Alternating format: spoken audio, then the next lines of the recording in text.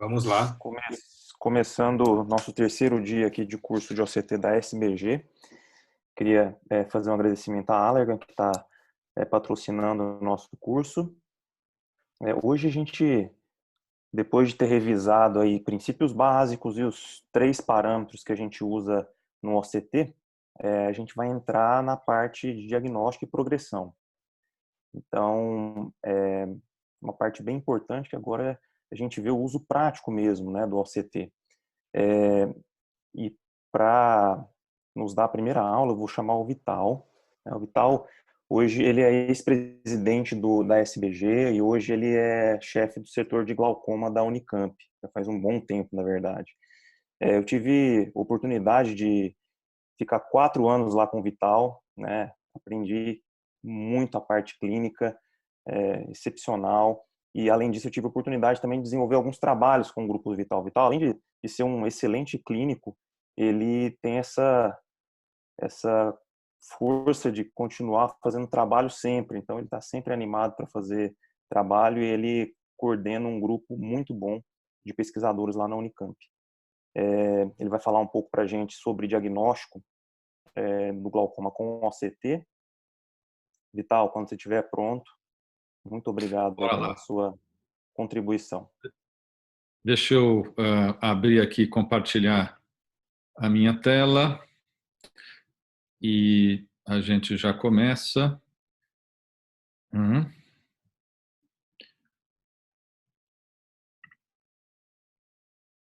Bom, antes de mais nada, para mim é uma satisfação enorme estar aqui nessa condição. Eu queria muito agradecer o Augusto, como presidente, a diretoria toda da SBG, e ter a honra de estar sendo coordenado, né, pelo Alexandre, com quem a gente já trabalhou bastante durante esses 4 anos, e também o Alessandro, que foi meu fellow e é meu aluno de pós-graduação. Quer dizer, nada mais gratificante para um professor do que ter um aluno coordenando ele. Então, isso para mim é motivo de muita alegria a gente ver que alguém como o Alessandro, que foi meu aluno, está tendo uma situação de coordenação como ele está. Então, muito obrigado a vocês por me permitirem estar aqui falando alguma coisa sobre OCT e diagnóstico de glaucoma. Na realidade, eu vou dar uma aula sobre os 6 passos que eu utilizo, que eu acho que são interessantes para a gente utilizar para otimizar o uso do OCT no diagnóstico do glaucoma.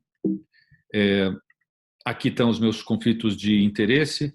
Eu tenho uma participação em termos de palestras e auxílio à pesquisa, não tanto a pesquisa, mas mais auxílio de palestras das AIS, que podem ter relação com isso. Isso provavelmente tem relação com o fato de eu ter uma experiência maior com o OCT Cirrus do que com os outros, como vocês vão ver nessa aula.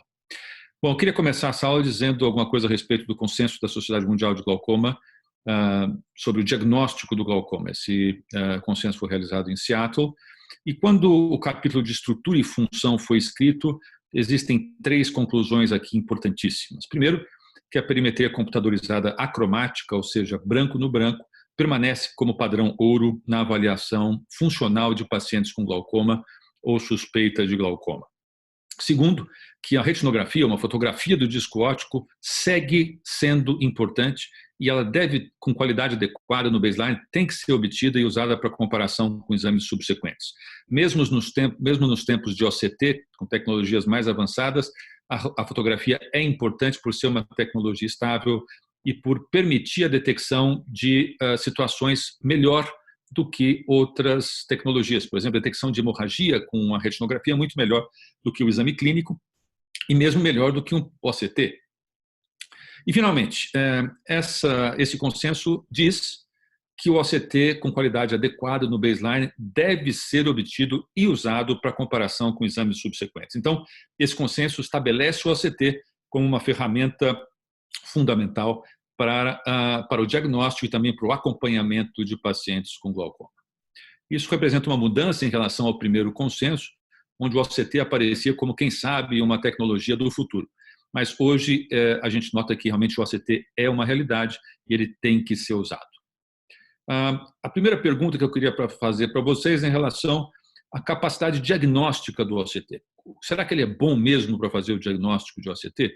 Esse aqui é um estudo do Mauro Leite, publicado em 2011, em que ele compara 3 aparelhos espectráleos, Cirrus e o RTView, e ele observa que a área abaixo da curva ROC, essa área que está aqui abaixo desse gráfico, aliás, quem tiver interesse um pouquinho de saber a respeito de curva ROC, o que ela oferece, o que ela não oferece, a gente gravou um vídeo para a SBG, que está disponível no site da SBG, no YouTube, e então acho que vale a pena vocês darem uma olhada nisso. Mas, para quem não viu, a curva ROC é uma curva que estabelece uma relação no eixo Y, sensibilidade, no eixo X, menos especificidade, que nada mais é do que o índice de falso positivo, e a área abaixo dessa curva é um indicador muito bom da capacidade diagnóstica de um teste.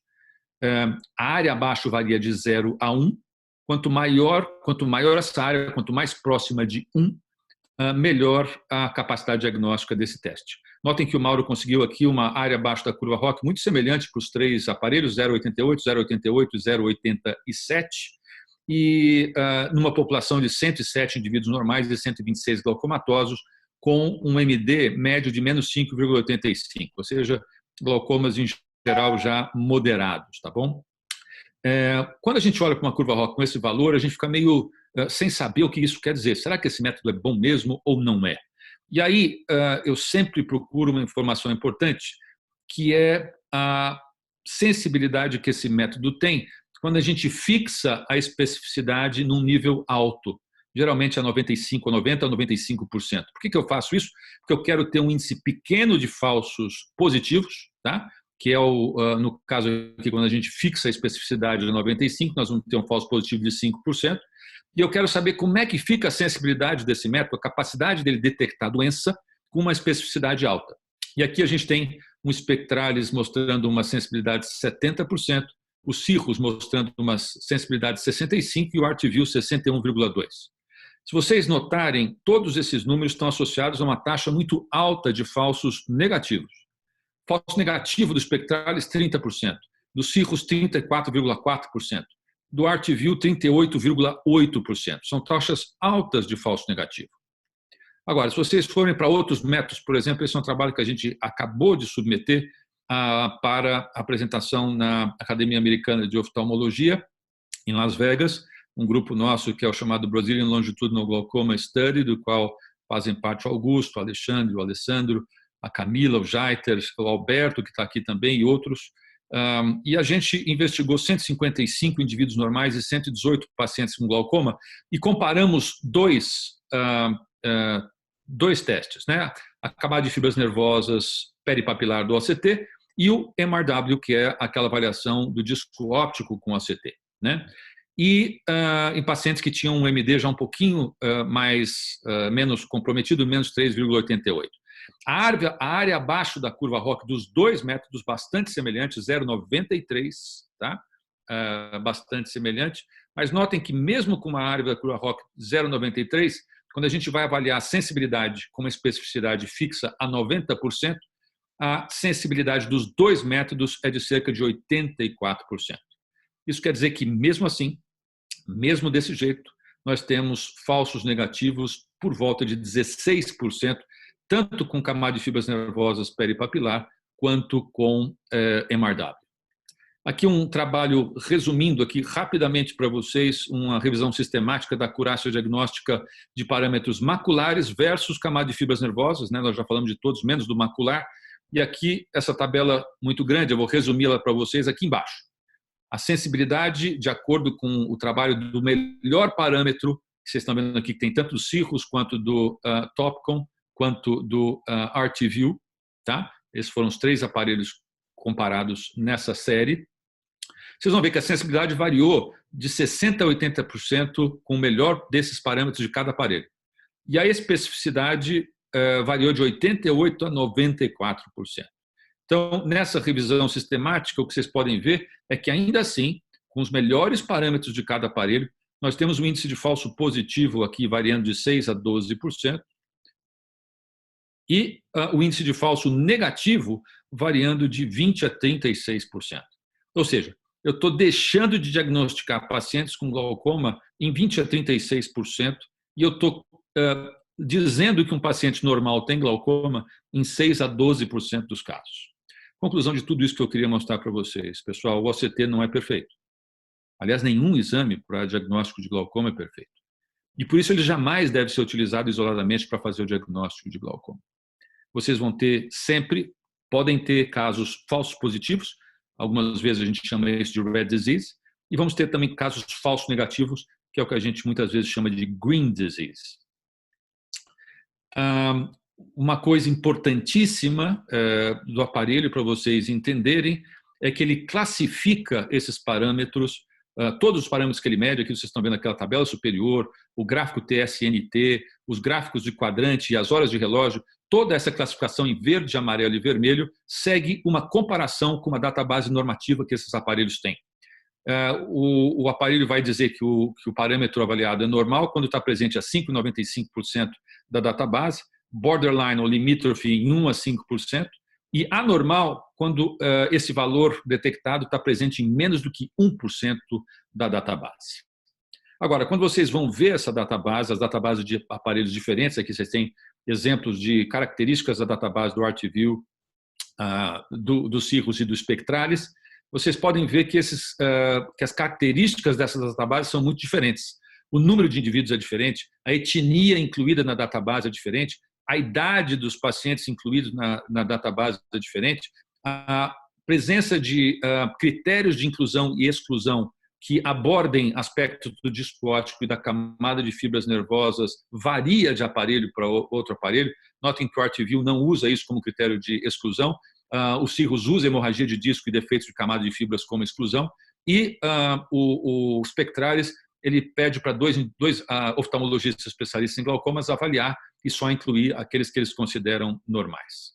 Isso é um problema, tá? Isso também envolve erro refracional, varia de aparelho para aparelho, tamanho do disco também e assim por diante.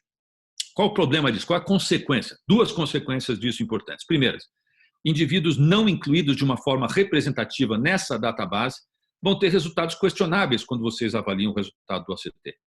E segundo, um mesmo indivíduo, quando faz o exame num aparelho e depois repete num outro, ele vai ter resultados diferentes, porque esses resultados são comparados com databases diferentes. Então, esse exemplo que eu estou colocando aqui embaixo com um paciente com uma atrofia peripapilar e uma alteração macular, esse paciente não se encaixa em nenhuma das databases de nenhum aparelho de OCT.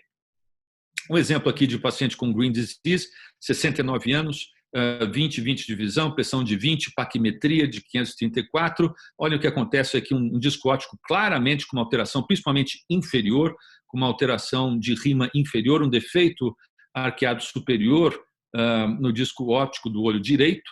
Observem o OCT desse paciente. O OCT desse paciente mostra todos os parâmetros dentro da normalidade, se vocês olharem só para os quadrantes, para as horas de relógio, e mesmo para o TSNT, se vocês não tiverem um determinado cuidado. Qual é esse cuidado? Eu quero avaliar um pouquinho melhor esse TSNT e vocês vão ver claramente que existe uma assimetria do pico de espessura, tanto superior quanto inferior do olho direito em relação ao olho esquerdo. O olho esquerdo tem muito mais fibra nervosa do que o olho direito. Portanto, é um paciente que tem todos os parâmetros em verde, mas tem uma assimetria importante. Se vocês não tivessem reparado nesse gráfico de TSNT, jamais teriam feito o diagnóstico de glaucoma como a gente fez, baseado nesses exames. Todos os outros exames já mostravam isso, o OCT não mostrou, mas se você olhar com cuidado, essa assimetria garante. Outro exemplo de green disease é esse estudo que avaliou pacientes com sinal de Reut já detectados na retinografia, 295 olhos com alterações já detectadas na retinografia, já tinham Reut. Eles compararam a habilidade de 3 mapas para detectar esses Reuts. O mapa de desvio, que é esse aqui que vocês conhecem, que compara com a população normal, o mapa de espessura, que retrata as espessuras maiores em cores mais quentes, e as horas de relógio que estão aqui embaixo. Vejam o que aconteceu. Isso é um exemplo de um caso, olha, um Reut bem visível aqui inferiormente, o mapa de desvio já tem alguns pontos em amarelo, limítrofes, o mapa de espessura mostra o Reut de uma maneira muito semelhante à fotografia, mas as horas de relógio estão absolutamente verdes. Nenhuma alteração. Tá? Vocês notem que tem uma diferença de número, mas isso não foi suficiente para alterar a cor dessas horas de relógio. 6 meses depois, esse paciente apresenta com alargamento do Reut, já sinais no mapa de desvio em vermelho, mostrando uma significância maior, e um alargamento do Reut aqui também no mapa de espessura, e, finalmente, uma alteração borderline nas horas de relógio. Então, só 6 meses depois, se vocês esperassem aparecer alguma coisa nas horas de relógio. E eu garanto para vocês, se eu perguntasse para vocês uma enquete aqui para vocês, eu garanto que grande parte de vocês, que não é especialista em glaucoma, olha a primeira coisa para a hora de relógio antes de observar as outras coisas. Tá? Resumindo esse estudo, olha, se vocês olharem para as horas de relógio, vocês vão errar em 28%, vocês não vão detectar sinais de Reut. Se vocês olharem só para o mapa de desvio, vão perder um sinal de Reut em 9%. Então, a dica é, se quer procurar Reut, procure no mapa de espessura e nunca no mapa de desvio ou nas horas de relógio. Esses são clássicos exemplos de green disease. Agora, para fazer o diagnóstico de lesão real no glaucoma, é importantíssimo saber interpretar corretamente cada um dos gráficos e medidas dos exames, tanto de camada de fibras nervosas, como de cabeça do nervo óptico, como de células ganglionares. Eu não vou entrar nesses detalhes, porque isso já foi abordado pelas aulas anteriores, aliás, excelentemente abordados. Agora, o que é importante ressaltar é que em cada um desses exames a gente tem que avaliar a qualidade da imagem. Nos cirros, a gente sugere que essa qualidade seja pelo menos maior que 6, e aqui está onde vocês vão procurar isso. No Spectralis, um sinal maior do que 15, e no ArtView, um SSI maior do que 30. Existem estudos que sugerem que quanto maior o sinal, maior a espessura da camada de fibras. E também que quanto maior o sinal e melhor o sinal, maior a acurácia diagnóstica daquele determinado exame. Portanto, prestem atenção nisso. Outra coisa importante, eu não vou entrar em detalhes também, porque já foi falado antes, observar artefatos e fontes de erro de exame.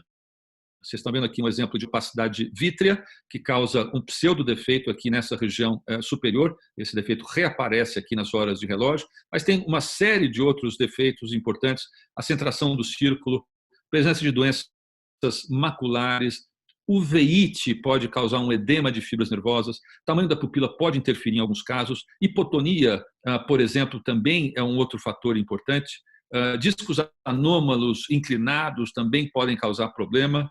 Eu vou reforçar 2 desses erros mais frequentes de artefatos, que são os erros de segmentação e alta miopia. Tá? Antes disso, só um exemplo aqui de uma maculopatia hipotônica. Imagina qual é o tipo de scan que vocês vão obter uma maculopatia com essa, que tem um OCT tão distorcido como esse aqui. Obviamente, esse resultado não pode ser confiável. Eu vou abordar, como eu já falei em mais detalhes, OCT e miopia. A miopia, vocês sabem que é um problema que vem aumentando em todo o mundo, com uma estimativa de que 50% da população mundial seja míope em 2050.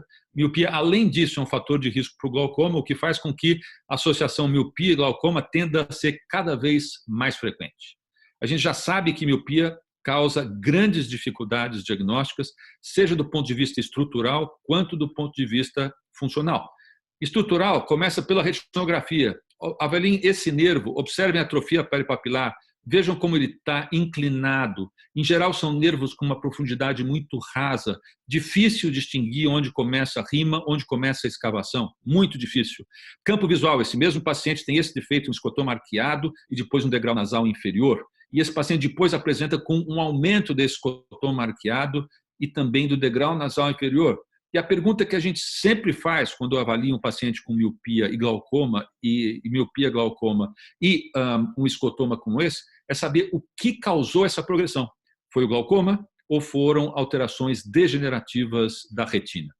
No caso do OCT, também problemas aqui, tá? Isso é uma coisa importantíssima para a gente lembrar.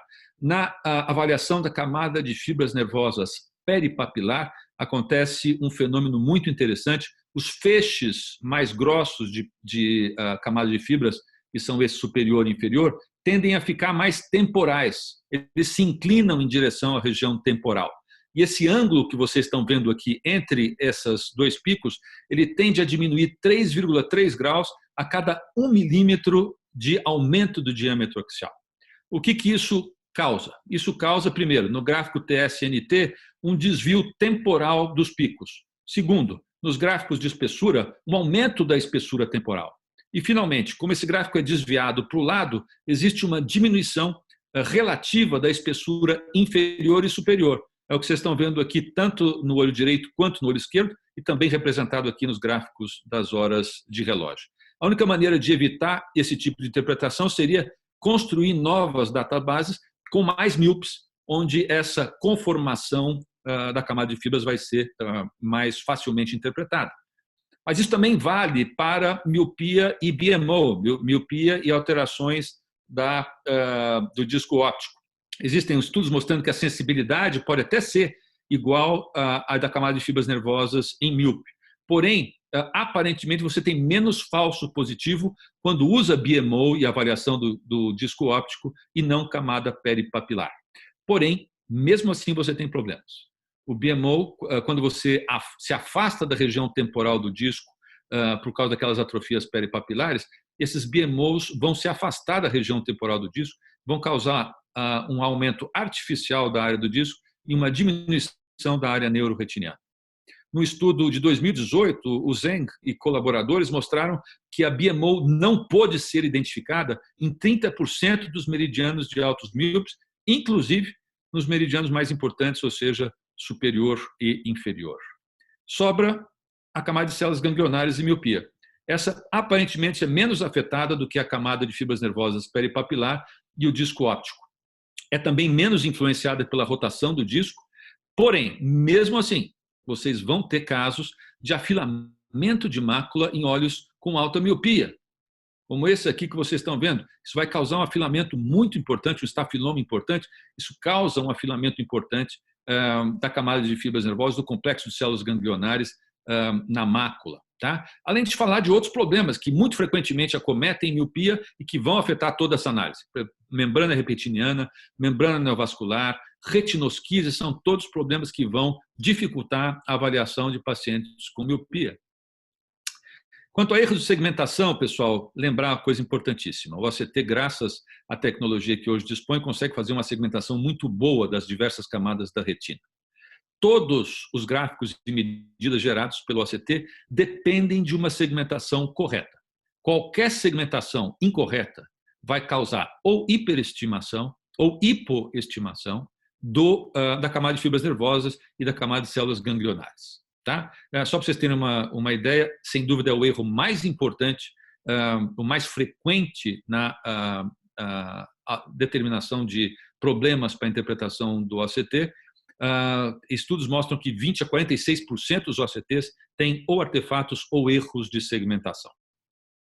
O estudo do Mansberger em 3.490 scans de 402 olhos com espectrales comparou segmentação automática, aquela que já é feita automaticamente pelo aparelho, com segmentação manual. E observou que quando você corrige a segmentação automática, você tem uma espessura da camada de fibras 1,6 micra mais fina do que a automática. Isso causou uma mudança de classificação de glaucoma para normal, na grande maioria, em 8,5% dos casos. Aqui vocês podem ver nessa região superior um vaso cruzando a região de 3,45 milímetros, do anel de 3,45 milímetros. A segmentação automática perde a capacidade de detectar essa camada de fibras nervosas e vocês, com a correção manual embaixo, conseguem ver onde realmente está a camada de fibras nervosas nesse exemplo. Esse é um exemplo do livro do Feliz, que eu gosto muito, porque é um exemplo que faz exatamente o contrário. Um paciente que tem glaucoma e que tem uma alteração da sua região aqui nasal inferior, um afilamento importante da região nasal inferior, ele repete esse exame, o aparelho faz uma má segmentação, tanto da borda mais interna quanto da borda mais externa da camada de fibras nervosas. Aquele parâmetro que parecia alterado parece normal e o paciente parece que melhorou. Na verdade, não melhorou. O problema foi que a segmentação foi mal feita. Eu queria mostrar aqui um trabalho que o Alessandro publicou agora recentemente no Scientific Reports. Eu tive a honra de ser um dos coautores. é um trabalho que utiliza inteligência artificial para detectar erros de segmentação.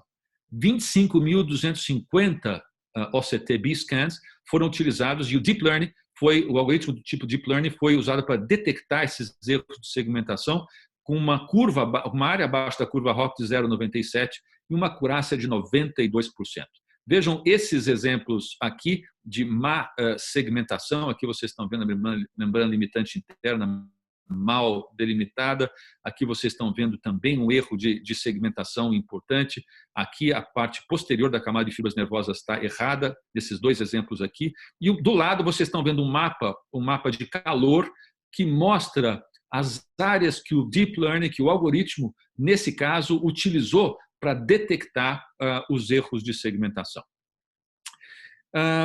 Finalmente, depois de tudo isso que eu falei, resta também associar o OCT a outros dados. Eu já disse, comecei a aula dizendo que o OCT sozinho não faz diagnóstico.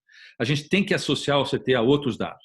Dados de pressão intraocular, dados estruturais outros, né? Por exemplo, associar achado de camada de fibras nervosas com a camada de células ganglionares, com alterações de disco óptico, associar com retinografia, por exemplo, presença de hemorragia, e também com campo visual. Se a gente tem tudo isso à disposição, por que não usar? Né? Ontem a gente estava discutindo isso com o Jaime.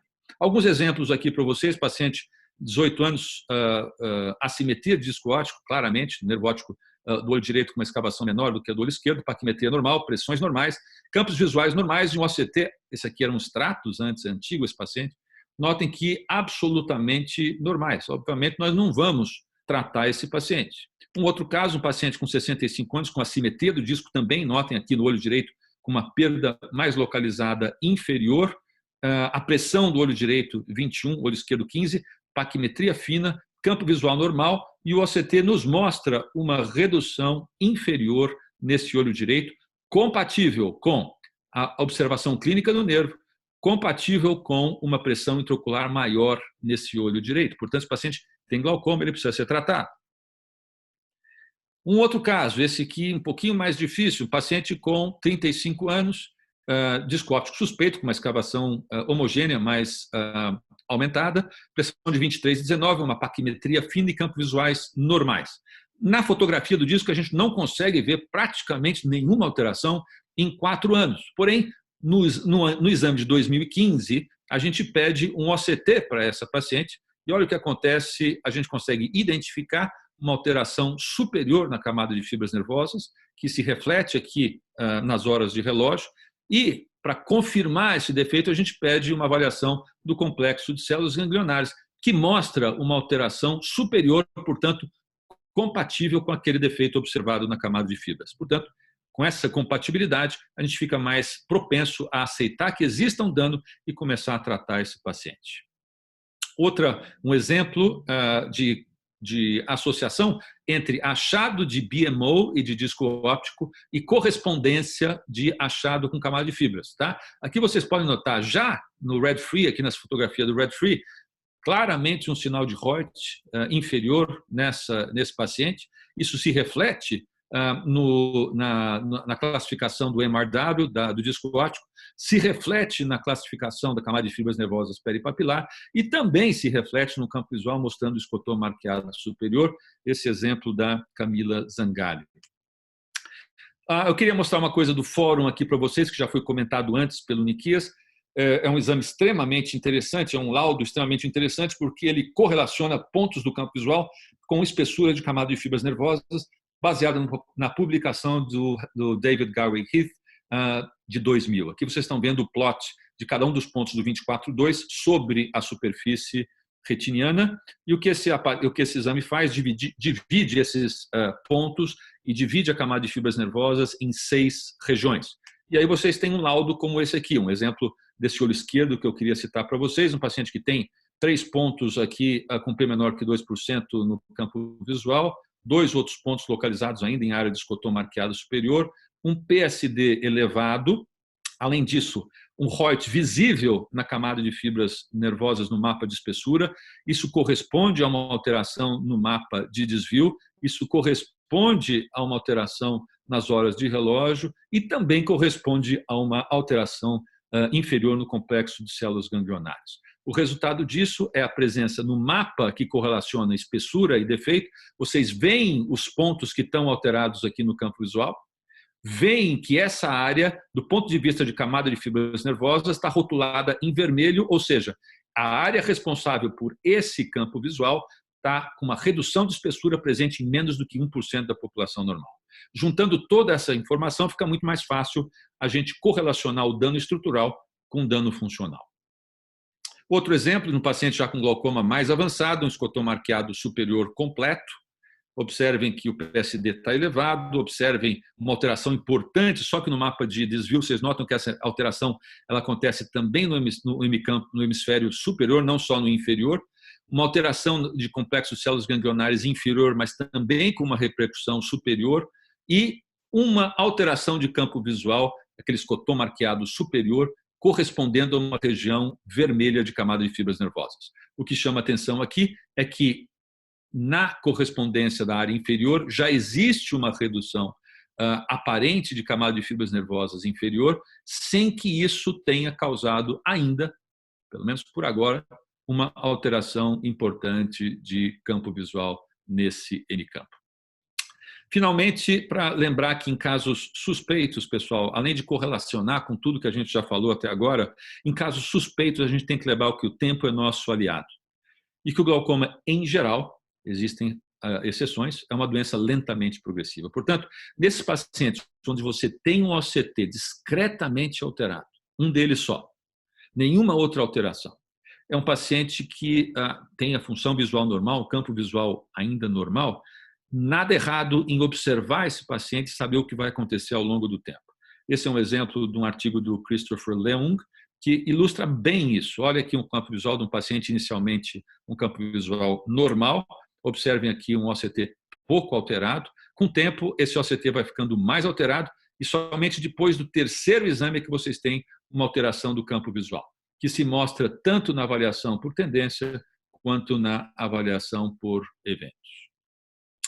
Para finalizar, o Alexandre sabia que eu ia tocar nesse assunto. Eu sempre achei interessante abordar a possibilidade de tornar a integração dos dados estruturais e funcionais mais objetivas. O que a gente faz hoje em dia é muito subjetivo. A gente coloca o OCT do lado do campo visual, do lado da retinografia, do lado do OCT macular, do lado do OCT do disco óptico, olha para tudo isso e faz um raciocínio, certo?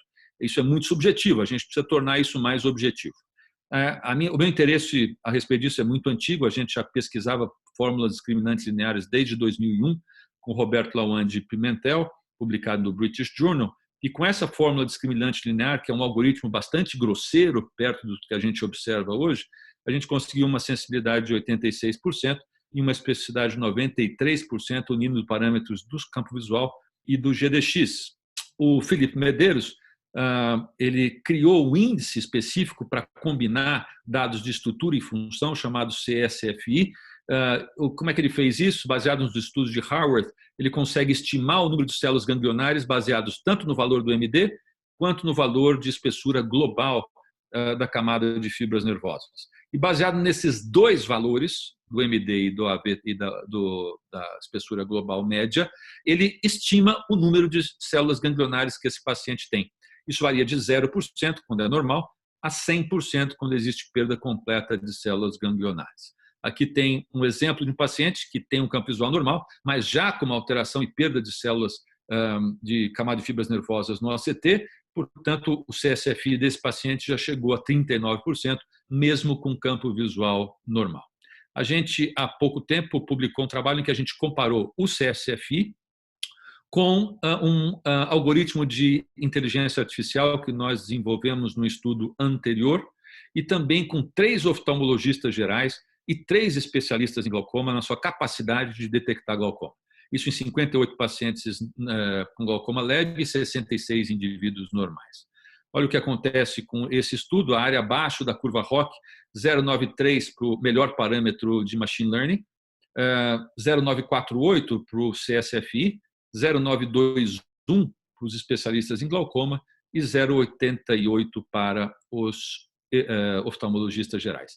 Isso em relação à sensibilidade a 90%, vocês vão ver que é de 75,9% com Machine Learning, 79,3% com CSFI, 83% com especialista em glaucoma e bem mais baixa com os oftalmologistas gerais. Se vocês compararem isso do ponto de vista de curva ROC, existe uma diminuição significativa da curva ROC dos oftalmologistas gerais em relação aos especialistas em glaucoma, ao CSFI e também ao algoritmo de Machine Learning que a gente utilizou, mostrando ou sugerindo que esses algoritmos, mais cedo ou mais tarde, vão ser utilizados para nos auxiliar no diagnóstico de glaucoma, especialmente em situações ou em ambientes onde não exista um especialista em glaucoma. Em resumo, eu queria dizer para vocês, ou listar para vocês, os 6 passos que eu acho fundamentais para otimizar a capacidade diagnóstica do OCT. Primeiro desses passos, se conscientizar que o OCT não é perfeito. Como a gente já cansou de comentar com vocês, sozinho ele não faz diagnóstico. Segundo, checar sempre a qualidade do exame, a força do sinal, a centração, a presença de artefatos.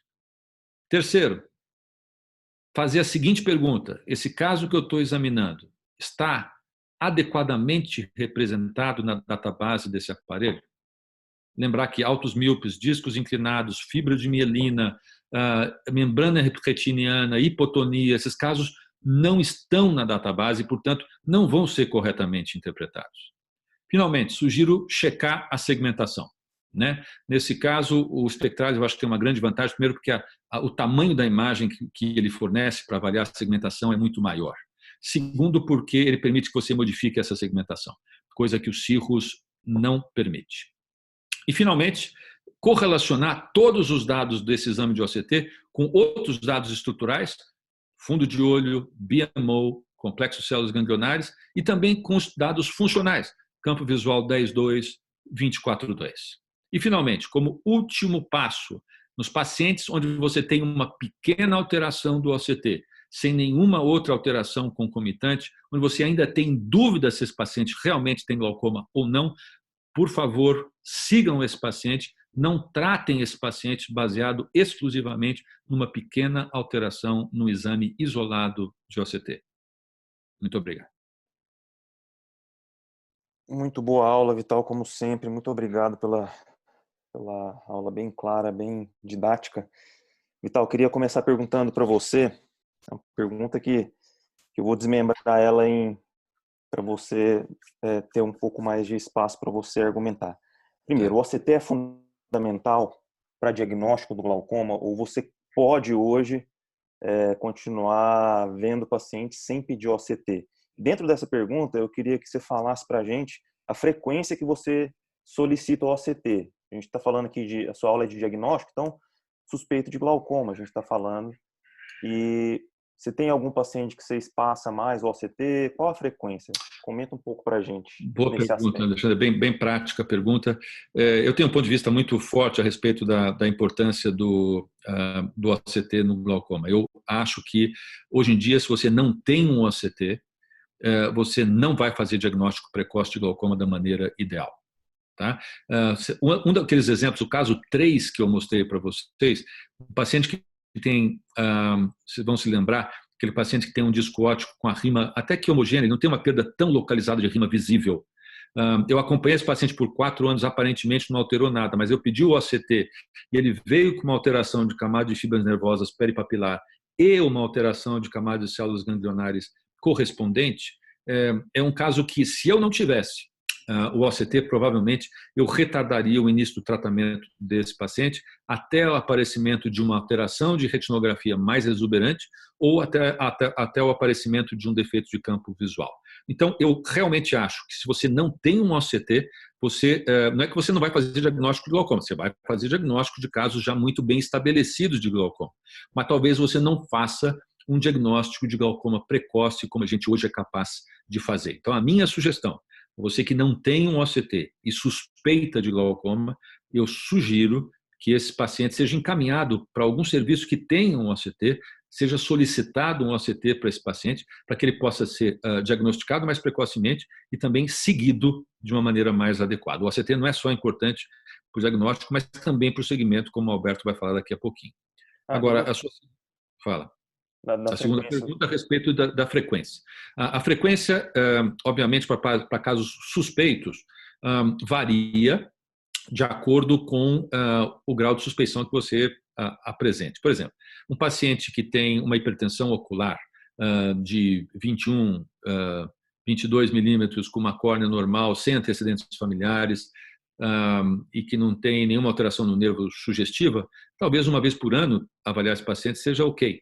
Agora, se você tiver um paciente que tem uma pressão já um pouco maior, o nervo óptico com uma suspeita de um afilamento, um antecedente familiar, eu vou antecipar esse paciente suspeito para cada 6 meses. Né? Isso sempre para diagnóstico, porque a aula é sobre diagnóstico, eu não vou falar de segmento de pacientes que já têm glaucoma. Mas eu acho que quanto maior a suspeição, mais próximo o exame de OCT que você vai pedir. Muito bom. Eu queria perguntar para os meus colegas aqui se alguém tem mais alguma pergunta para o Vital.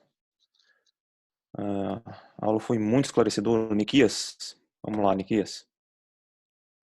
Só ativar meu microfone aqui. Primeiro eu queria parabenizar o Vital pela aula. Brilhante como sempre, né, Vital? Didático como sempre. O que eu queria perguntar para o Vital é o seguinte. Ele mostrou aí a dificuldade que a gente tem para fazer OCT em pacientes que têm miopia, né? O que eu queria perguntar para ele é o seguinte, Vital, nesses pacientes míopes que já têm alguma degeneração miópica lá no fundo do olho, você simplesmente desconsidera o OCT, mesmo não tendo a gente sabendo que não tem um banco de dados preparado para isso? Ou você leva esse exame em consideração e usa até para poder acompanhar o paciente para frente? Boa pergunta, Niquias. Agora eu vou te contar o que eu acho em relação ao paciente. Tem míopes e míopes, né? Isso que a gente quer dizer. Tem aquele míope que tem o primeiro slide que eu mostrei da database, lembra daquele slide com aquele paciente que tem uma atrofia enorme peripapilar que pega a região dos 3,45 milímetros? Ali eu acho que você avaliar a camada de fibras nervosas peripapilar, esquece. Num paciente que tem aquele outro exemplo que eu citei, aquele estafiloma bem visível, míope no olho, quer dizer, na retina, examinar a camada de células ganglionares naquela retina com aquele estafiloma, esquece. Então, nesses casos extremos, eu acho que realmente o OCT perde completamente a função. Mas, nos casos intermediários, eu acho que o OCT serve, sim, de uma indicação. Você, no outro caso que eu citei para vocês, com míope com disco um pouquinho mais inclinado, a área do 3,45 milímetros da camada peripapilar não pega nenhuma área de atrofia. Mesmo assim, você vai ter aquelas alterações do míope que eu já citei. Você sabendo daquelas alterações, você não vai ficar tão impressionado se você pegar uma diminuição de espessura inferior ou superior, porque você sabe que isso pode ser causado pelo desvio temporal dos picos superior e inferior. E mais do que isso, você vai poder eventualmente utilizar isso como dado para segmento do paciente, para saber se esse paciente progrediu ou não. Porém, mesmo nesses pacientes, para avaliar a progressão, você fica sempre com aquela mesma dúvida que afeta todos nós quando a gente tem um paciente míope. Será que o paciente está progredindo pelo glaucoma ou será que ele está progredindo porque aconteceram alterações estruturais secundárias à miopia? E essa pergunta é uma pergunta muito difícil de responder, eu não acho que tem nenhuma resposta 100% objetiva para isso. Vital, para finalizar as perguntas aqui, eu queria te perguntar, e até pedir para você didaticamente falar para a gente sobre a foto, né? A gente pode prescindir da foto, como a gente está falando muito de OCT, é um curso focado em OCT, e é mais uma pergunta para você esclarecer mesmo. Aqui na audiência, a gente tem muitos oftalmologistas generalistas, né, que não fazem especificamente glaucoma, mas veem muitos casos de glaucoma, às vezes até dão laudos, e eles às vezes têm que pedir um exame ou outro, mas fala para a gente o que a foto pega, que o OCT não pega, custo, etc. Comenta para a gente um pouco esse aspecto. Eu vou contar uma historinha para vocês, porque quando a gente mostrou as conclusões do consenso da Sociedade Mundial de Glaucoma sobre a importância de foto, OCT e campo visual, eu me lembro que eu e Augusto fomos dois do que bateram bastante o pé em relação à importância da retinografia. E a importância da retinografia primeiro, é um exame que não muda. Você pode comparar uma retinografia hoje com um exame obtido há 10, 15, 20 anos atrás. Enquanto o OCT muda a cada 2, 3 anos, você tem um OCT novo com modelo novo, e comparar um OCT novo com um modelo antigo é uma coisa muito difícil. Não é a mesma tecnologia, você não tem como comparar. Muitas vezes, pacientes que são cuidadosos e guardam uma retinografia resolvem um problema de dúvida diagnóstica. Um paciente, por exemplo, que aparece com você com red disease, com aquele pontinho alterado no OCT, com disco óptico suspeito, você olha para o campo visual, está normal, o disco óptico você acha suspeito, mas não pode garantir que seja glaucoma. Ele vem com o OCT mostrando uma alteração em região compatível com glaucoma, mas ele mostra para você uma fotografia de 10 anos atrás com disco óptico absolutamente idêntico. Você assina embaixo, diz que aquilo não é glaucoma, aquilo é um falso positivo do OCT, porque o disco óptico em 10 anos desse paciente está idêntico. Se ele tivesse glaucoma, em 10 anos isso provavelmente já teria mudado. Detalhe, que pode ter acontecido, como a gente já mostrou em um caso, esse defeito no OCT pode ser mais recente. Então, não é que você não vai deixar de seguir esse paciente. Vamos seguir esse paciente e ver se isso está se alterando ou não, tá? Mas você fica muito mais tranquilo com uma retinografia anterior. A retinografia detecta muito melhor do que o OCT hemorragia de disco.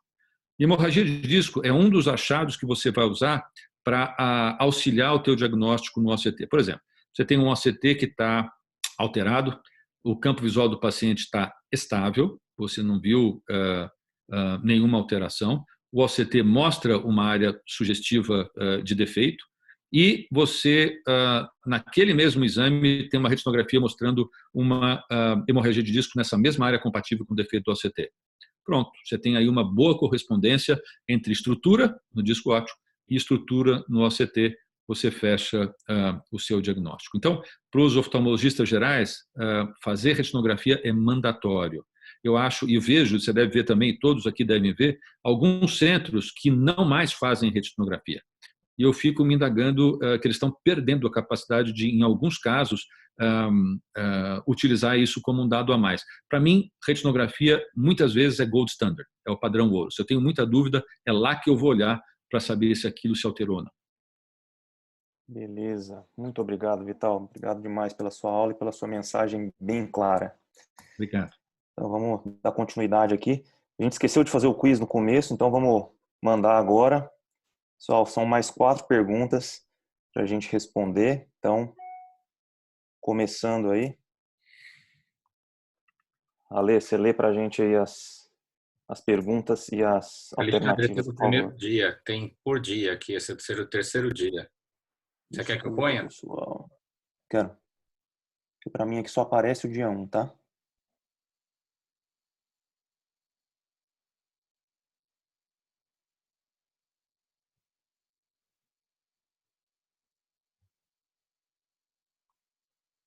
Alessandro, seu microfone está mutado, viu? Opa, desculpa.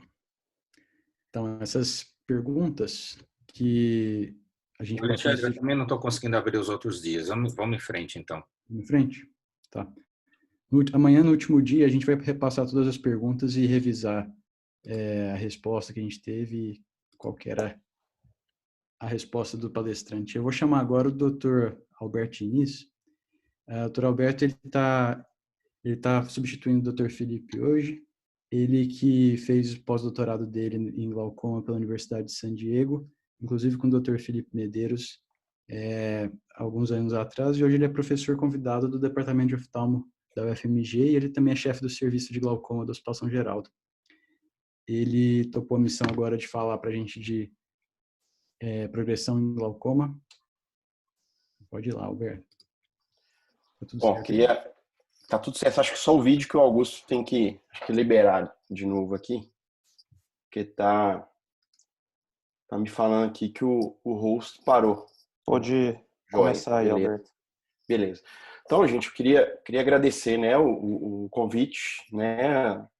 A gente, igual eu brinquei com o Alessandro, né? A gente tá ali, né, como se fosse um reserva que entra ali no final do jogo para tentar fazer um gol. E como o Alessandro bem lembrou, né? Eu fiquei lá com o Felipe 2 anos em San Diego, né? Aprendi muito com ele e vamos tentar passar um pouquinho do que a gente aprendeu lá. Então, eu vou começar aqui a compartilhar a tela.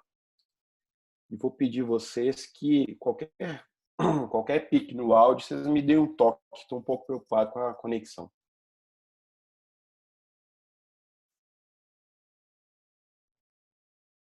Abriu aí? Perfeito, Alberto, pode começar. Ok. Então, vamos lá. A gente vai dar aula sobre, né, identificando a progressão com a tomografia de coerência óptica.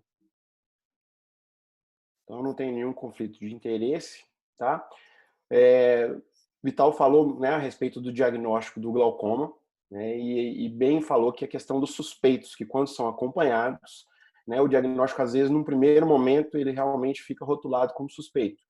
Tá? E aí, como você vai monitorar a progressão, ao longo do tempo, realmente, o paciente ele vai progredir e aí você fecha o diagnóstico.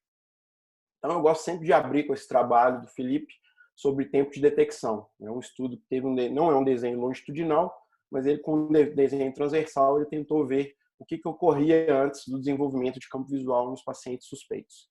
Então, ele pegou uma série, né, uma sequência de 3 campos visuais, onde ocorria um defeito, né, consecutivo e reprodutivo nessas 3 vezes, e ele pegou, então, o primeiro desses campos. Então, seria o momento onde o paciente apresentou, né, o primeiro defeito de campo. Então, isso foi rotulado como 0, tá?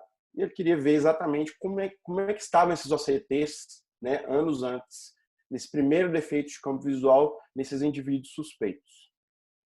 Então, o que ele viu? A gente vê lá que ele foi -2, ou seja, 2 anos antes do desenvolvimento do defeito de campo visual, 4 anos antes, 6 anos antes e 8 anos antes. Então, a gente vê aqui, ó, que existia uma diferença estatisticamente significante entre os pacientes que desenvolveram o campo visual e aqueles que não desenvolveram o campo visual, obviamente naquele tempo 0, ou seja, a gente foi, né, um estudo transversal retrospectivo, concluiu que o OCT foi, então, capaz de demonstrar que até 35% desses olhos eles tinham uma alteração da camada de fibras nervosas da retina do OCT 4 anos antes do desenvolvimento de defeitos no campo visual.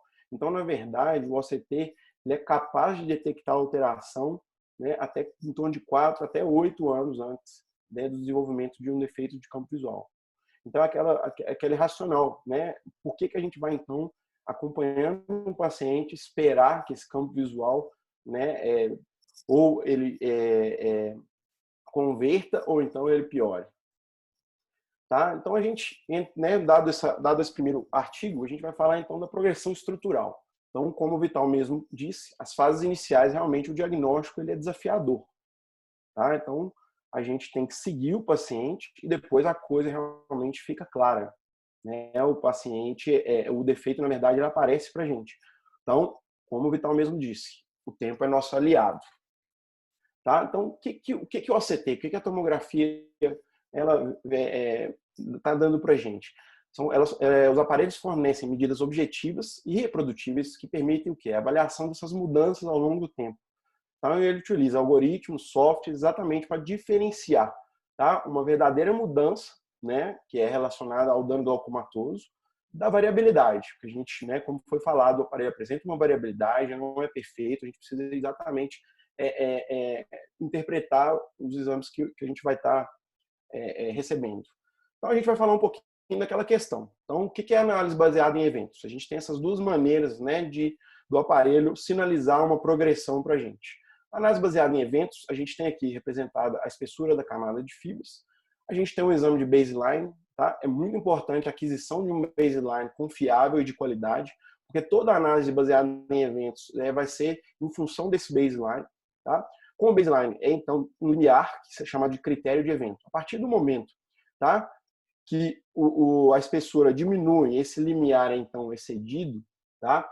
O aparelho, então, ele vai sinalizar uma primeira vez como possível progressão. Tá? No segundo exame consecutivo em que esse critério de evento, né, foi excedido, tá? O aparelho, então, vai sinalizar que essa progressão foi confirmada. Tá? A partir do momento que exames subsequentes estão abaixo desse limiar de evento, essa progressão ela continua sendo sinalizada como confirmada. Ao contrário da análise baseada em tendência, tá? Da análise baseada em eventos, a análise baseada em tendência nada mais é o quê? É uma regressão linear. Tá? Aqui, no caso, de novo, a espessura da camada de fibras nervosas da retina. tá? E a gente vai ver isso em função do tempo. Então a gente vai ver o declive dessa reta, tá? Então a gente vai estar vendo o que é o declive, ou seja, a queda da espessura da camada de fibras ao longo do tempo, tá? Então exatamente isso que a gente vê aqui, tá? A gente vê então, né, uma regressão linear, onde a gente tem aqui a reta, a gente tem o intercepto, tá? Então aqui é onde a reta vai cruzar esse eixo, tá? Em torno aqui de 86,3, e aí o declive é a nossa taxa de perda, ou seja, aqui nesse exemplo é 0,9 micra ao ano. Então quando a gente dá essa aula, é muito comum o pessoal perguntar, não, mas você está falando aí um aparelho que a gente sabe que tem uma variabilidade, né, de 1, 2 micras, mas aí eu estou falando aqui é 1 micra ao ano, tá? Então aí a gente vai entrar nos estudos longitudinais, onde a gente vai falar muito, tá, dessa avaliação de tendência, ou seja, a gente vai ver essa taxa de progressão ao longo do tempo, tá? Então esse estudo lá do grupo de San Diego, tá, viu a taxa de progressão nos indivíduos suspeitos, foi um dos primeiros estudos longitudinais no espectrados. Então a taxa de perda da espessura da camada de fibras nos olhos suspeitos que desenvolveram a perda no campo visual, ela foi mais rápida quando comparado com aqueles indivíduos suspeitos que não desenvolveram a perda de campo visual. Então, 2 micra ao ano, tá? Ao passo que os indivíduos que não progrediram pelo campo visual, em torno de 0,8 micra ao ano. Aí a gente andando, um estudo também do mesmo grupo, esse estudo, né, na verdade, a Carolina estava lá com a primeira autora, Tin Liu. Esse estudo racional dele, já em indivíduos com glaucoma, tá? Ele estudou os olhos contralaterais, dos olhos que apresentavam a progressão unilateral, seja por campo, pela foto ou ambos. Então, os olhos que apresentaram, os olhos, né, com glaucoma, que apresentaram progressão bilateral, eles foram excluídos desse estudo, tá? E aí os olhos que apresentaram progressão em apenas um dos olhos, seja pela foto, pelo campo ou ambos, a gente queria ver o que estava acontecendo no olho contralateral desses olhos. E os olhos que não apresentaram foram como controle. E a gente viu, né, que a progressão pelo OCT de camada de fibras foi mais rápida no olho contralateral do que nos olhos que apresentaram progressão pelos métodos, vamos dizer assim, convencionais. Ou seja, a gente precisa realmente fazer OCT, agregar o OCT no nosso monitoramento de progressão, porque em alguns casos realmente eles podem não sinalizar progressão pelo campo ou pela foto. Esse estudo eu acabei por, né, unir, né, eu que vim da escola do São Geraldo, onde a gente tem um peso enorme na pressão intraocular, e fui lá para San Diego, né, para a questão, né, de estrutura e função, né, uma grande quantidade, né, de dados longitudinais. Então eu quis ver a relação entre a pressão intraocular e a taxa de progressão pelo OCT.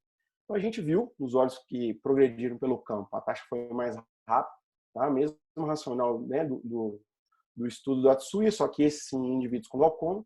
Então 1 micra ao ano versus 0,6 micra ao ano naqueles que não progrediram pelo campo. A gente foi então ver a relação com a pressão. Tá? Então a gente avaliando a pressão intraocular média naquele período segmento, os olhos que progrediram pelo campo visual, 1 milímetro de mercúrio na pressão média foi então relacionada a 0,20 micra ao ano de progressão pelo OCT. E os olhos que não progrediram pelo campo visual, a gente vê que a magnitude, né, foi bem menor, mas ainda assim estatisticamente significante, ou seja, 0,04 micra ao ano relacionado a cada 1 milímetro de mercúrio da pressão intraocular. Mas só para a gente ver aqui, né, os plots, né, dos indivíduos que progrediram pelo campo, aqui à direita, e os que não progrediram. Então a gente vê aqui a taxa, né, de perda de camada de fibras micra ao ano e aqui a pressão média.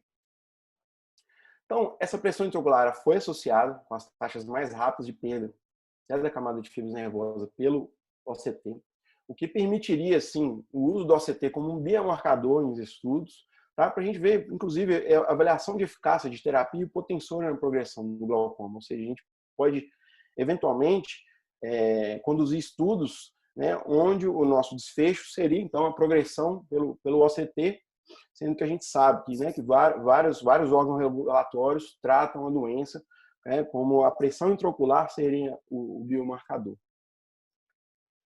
Então, a gente entrando mais para uma parte prática, depois desses estudos aí, para a gente acostumar um pouquinho vocês com a questão do número. Então, a análise de progressão, vocês já viram vários estudos aí, a gente vai estar, então, mencionando a taxa de progressão ao longo do tempo, vocês já sabem mais ou menos como é. E a gente vai estar abordando o que a gente precisaria considerar. Então, boa qualidade dos scans, tá? As perdas relacionadas com a idade, foi até questionado aí, a gente vai responder essa pergunta aqui com a aula. A presença de doenças neurodegenerativas, tá? A gravidade da doença, ou seja, o estadiamento da doença, até mesmo para a gente ver qual parâmetro do OCT vai dar certo, né, de acordo com o estadiamento da doença, tá? E o número de testes que a gente vai ver que é muito importante. Então, primeiro, a gente vê aqui, boa qualidade dos scans, a gente traz aqui, né, uma tabelinha, né, do Don Budens, lá da Carolina do Norte, a respeito, né, do que seria né, uma boa qualidade, tá, desses 3 principais aparelhos aí no mercado. E aqui só um exemplinho para a gente ver. Acho que já teve, né, o Nicolas já abordou, artefato, Vital já falou um pouquinho. A gente só contextualizando aqui, por exemplo, essas 4 imagens aqui da esquerda, a gente vê esse scan aqui, ó, o exame 5, a gente vê que é um outlier. Então, quando a gente vai ver, né, o escaneamento, a gente vê que teve uma falha grande. E isso joga para baixo a reta, tá? Como vocês podem ver aqui. Quando a gente remove esse escaneamento, a gente vê, tá? A reta, né, já não está caindo mais. Então, é muito importante a gente olhar, porque isso pode determinar a perda. Esse scan, na verdade, ele para avaliação de progressão nesse contexto aqui, ele se perdeu. Então, ficar bem atento com relação a isso. Tá? Então, para a gente tentar falar um pouquinho da perda relacionada com a idade. Tá? Então, o que seria isso, gente? A gente sabe que a camada de fibras ela vai diminuir, tá, ao longo da idade, ou seja, com o nosso envelhecimento. Então, aqui eu trouxe alguns estudos longitudinais. Existe uma maneira de extrapolar isso de maneira transversal, de acordo com uma amostra, né, com uma quantidade de vários indivíduos de diversas idades, mas eu peguei só os estudos longitudinais, ou seja, estudos que acompanharam de maneira longitudinal indivíduos normais.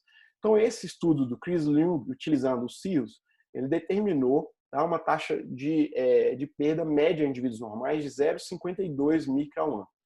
Tá? Esse estudo do grupo do Canadá, o primeiro autor é o Jaime, que deu uma excelente aula ontem, utilizando o Spectralis 0,44 micra ao ano. Esse estudo, né, do grupo de San Diego, do Zichal, 0,54 micra ao ano, utilizando simulação de computador e os CIRRUS. Então, a gente pega esses 3 estudos longitudinais, então vamos pegar uma média. Vamos considerar, a gente vê que não tem uma diferença muito grande, tá, dos aparelhos aqui nesse parâmetro, aí porque a gente está avaliando, tá, uma taxa de perda ao ano, então é muito diferente da gente avaliar o valor, tá? Então aqui a gente está avaliando, tá, a taxa de perda ao ano, então a gente 0,50 micra ao ano. Então esse seria um valor médio de perda nos indivíduos normais. Qual seria o problema desse valor? Tá? O problema desse valor é que esse valor é a média, ou seja, 50% dos indivíduos normais, eles vão progredir, eles vão, na verdade, ter uma perda, né? Não seria progredir, mas eles teriam uma perda mais rápida que isso. Tá? Então, a gente pegando esse último estudo, né, do Zichal, a gente pega, então, como o aparelho faz. O que o aparelho de OCT faz com o diagnóstico? Ele fica amarelo quando a espessura está um percentil menor que 5% do banco de dados normativo da máquina. Tá? Então, aqui a gente vai fazer a mesma coisa. Tá? O percentil 5%, tá, desse estudo foi 0,92. Então, esse seria, tá, um ponto de corte, tá, onde apenas 5% dos indivíduos normais, tá, teriam uma taxa, tá, de perda mais rápida que isso. Tá? Então, a gente pode discutir isso depois no final, né, com mais detalhe, mas basicamente é isso. Tá? A tendência também da largura mínima, né, da rima, tá? Esse mesmo estudo do Jaime, tá? 1,92 micra ao ano, só que esse valor aí é uma mediana, tá? Aqui eu só ressalto, tá? Já existem meta-análises que mostram, né, a alteração de camada de fibras nervosas da retina em doenças neurodegenerativas como Alzheimer, como Parkinson, então ficar bem atento a isso, tá? Com relação então à gravidade da doença, eu cito sempre esse estudo, né, que eu e o Ricardo, né, eu, Ricardo e a Carolina, a gente estava lá com o Felipe em San Diego, que seria então qual a chance de você detectar progressão, tá? Pelo OCT e pelo campo, tá? Então, a gente vê que isso depende muito da gravidade da doença e do número de testes. Tá? Isso eu sempre ressalto, gente, que isso a gente estava trabalhando com camada de fibra nervosa da retina. Tá? Então, esses estudos a gente ainda não está abordando a macro. Então, aqui a gente vê, quando a gente tem, por exemplo, 5 testes, tá? num indivíduo que tem ali um estágio, né, de leve a moderado, nesses casos, a gente realmente existe uma chance maior de detectar progressão pelo OCT. Tá? Ao passo que quando o indivíduo tem mais testes, ou seja, um número de testes maior, e a doença em estágios mais avançados, a chance relativa de a gente detectar progressão é maior pelo campo. Claro que a gente já foi falado aqui nas diversas aulas, e a gente vai bater na mesma tecla. Aqui a gente não está insinuando que um teste é melhor do que o outro. A gente sempre vai trabalhar em conjunto. Eu vou ter um caso no final da minha aula que vai ilustrar muito bem como é isso. Tá? E aí a gente tem no conceito, né, de a camada de fibras, a gente tem a questão, né, do floor effect. Tá? Então, esses aparelhos eles têm um dynamic range. Tá? Então, esse estudo aí do grupo da Carolina do Norte, o valor médio normais no Spectralis é 98 micras. Com isso, eu, inclusive, respondo a primeira pergunta aí do quiz do Alexandre. O residual em glaucoma avançado é 48 micras. Tá? Então, na verdade, a gente tem uns 50 micras de dynamic range, o que é faixa dinâmica. Ou seja, é isso que o paciente tem para perder, tá, em camada de fibras nervosas da retina. Então, se ele perder 5 micra, ele, na verdade, está perdendo 10%. Então, a gente tem que ter essa ideia em mente. Nos CIRRUS, é um pouquinho diferente. O valor médio normais é 92, o residual glaucoma avançado é 54. Então, a gente tem um dynamic range um pouco menor, de 38 micra. Então, assim, a gente precisa raciocinar isso um pouco para tentar normalizar um pouquinho os dados, apesar de que eu já mostrei para vocês que os estudos longitudinais eles não mostraram, né, um declive, um slope tão diferente quando utilizados CIRRUS ou Spectralis. E aí, para a gente voltar, número de testes, gente. Tá? Aqui a gente tem duas observações. Tá? Essa plotagem foi em cortesia do Dr. Ricardo Lab. Então, a gente pode seguir 2 caminhos. Então, a gente não pode inferir muito quando a gente tem só 2 testes. Tá? Essas 2 observações estão aqui. Tá? A gente pode seguir 2 caminhos. Tá? A gente pode, com mais testes, tá? A gente está vendo que o aparelho tem uma variabilidade, tá? Ou seja, a gente não está com as nossas observações bem em cima da reta, tá? Mas a gente, apesar da variabilidade, a gente plota uma reta, tá? E a gente estima, tá, aquilo que eu falei, né, da análise de tendência. A gente, né, estima aí, então, uma perda, tá, de camada de fibras ao longo do tempo. Tá? Aqui estão as mesmas 2 observações. Tá? Agora, se a gente for para cá, aquela segunda observação, ela pode ter sido, tá, uma observação que ficou um pouco fora, tá, por algum artefato, alguma coisa. A gente consegue ver isso exatamente, né, nas observações posteriores. Tá? Então, a gente fala que para a gente ter uma análise de tendência confiável, a gente precisa realmente ter no mínimo 5 testes. Tá? Exatamente para a gente não cair, tá, nessa cilada. Então, para a gente, voltando no estudo, que o estudo, na verdade, fala sobre gravidade da doença e número de testes, então, quando a gente tem menos observações e no estágio de doença, né, mais precoce, a gente tem uma chance relativa maior, uma probabilidade relativa maior de detectar progressão com o OCT de camada de fibras. Tá? Ao passo que, se a gente tiver mais observações, e principalmente, né, em estágios mais avançados da doença, tá? Pela questão do floor effect da camada de fibras nervosas da retina, a gente já favorece o campo visual, tá? Como a gente pode ver tanto na tabela, aqui estão as probabilidades, quanto aqui nesse gráfico, né, de imagens preditivas. Então, a gente vai falar um pouquinho, né, dos impressos, né, para a progressão. Então, no Spectralis, a gente tem isso, é uma espécie de um overview. Tá? No Spectralis, ele leva em consideração um exame de baseline. A gente pode colocar quantos exames de follow-up a gente quiser.